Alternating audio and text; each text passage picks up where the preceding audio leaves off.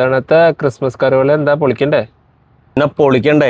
ഇത്തവണത്തെ ക്രിസ്മസ് കരോളിന് കുറച്ച് വെറൈറ്റി പാട്ടുകൾ സെറ്റ് ചെയ്യാൻ വികാരിയച്ചൻ പറഞ്ഞിട്ടുണ്ട്. ഞാനൊരു വെറൈറ്റി പാട്ട് ഇങ്ങനെ സെറ്റ് ചെയ്ത് വെച്ചിട്ടുണ്ട്. എന്ത് വെറൈറ്റി? എടാ, സാധാരണ നമ്മൾ ഉണ്ണി യേശു അല്ലെങ്കിൽ പൈതലാം യേശു എന്നൊക്കെയല്ലേ പറയണം. ഇത് പവിഴ ഈശോ. ഇത് പവിഴ യേശുവാ?